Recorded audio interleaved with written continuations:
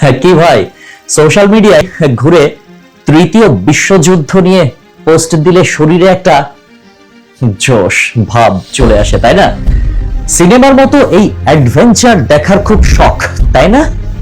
কিন্তু বাস্তব চিত্রটা যে কতটা ভয়াবহ হতে পারে তা ভাবলে আপনার গায়ের লোম খাড়া হয়ে যাবে। আমাদের ওপর কাউকে মিসাইল মারতে হবে না, যুদ্ধের ডামাডোল শুরু হলে আমরা ঘরে বসেই যে নরক দেখব তা কল্পনা করাও কঠিন। বিশেষ করে আমাদের দেশের জ্বালানি মজুদের যে বর্তমান অবস্থা, তাতে কোনো যুদ্ধে সরাসরি জড়িয়ে না পড়লেও কেবল সাপ্লাই লাইন বন্ধ হয়ে গেলে 1 থেকে 2 মাসের মধ্যে দেশে চরম দুর্ভিক্ষ দেখা দেবে। পরিসংখ্যান বলছে আমাদের দেশে ডিজেলের মজুদ আছে মাত্র 14 দিনের, পেট্রোল 15 দিনের, আর অকটেন 28 দিনের।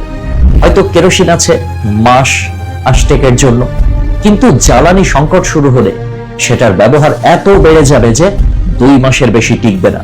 ফলাফল কি হবে? 2 মাস পর সূর্যের আলো ছাড়া আপনার চারপাশে আর কোনো আলো জ্বলবে না, বিদ্যুৎ থাকবে না, চার্জের অভাবে আপনার হাতের স্মার্টফোনটিও হয়ে পড়বে খেলনা। মোবাইল নেটওয়ার্ক কিংবা ইন্টারনেট সবই তখন ইতিহাসের অংশ। আর আপনি চাচ্ছেন তৃতীয় বিশ্বযুদ্ধ? এমনকি ব্যাংকে বা এটিএম বুথে আপনার কোটি টাকা থাকলেও তা হবে স্রেফ কাগজের টুকরো, কারণ বিদ্যুৎ আর ইন্টারনেট ছাড়া টাকা তোলার কোনো উপায় থাকবে না।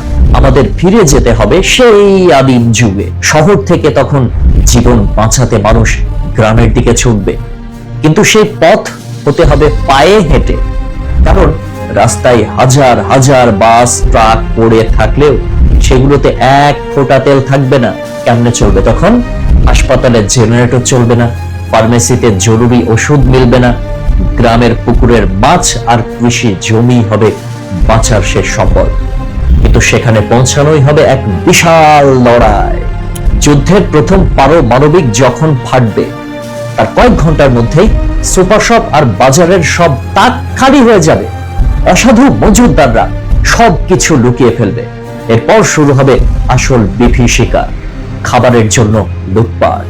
পেটের ক্ষুধায় মানুষ তখন দিক-বিদিক জ্ঞান হারাবে। তখন শুরু হবে রাহাজানি। রাত নামলে স্ট্রিট লাইট জ্বলবে না, চারদিকে থাকবে ঘুটঘুটে অন্ধকার। কোনো আইন শৃঙ্খলা বাহিনী বা প্রশাসন তখন কাজ করবে না। যার গায়ের জোর বেশি, খাবার যাবে তার ঘরে।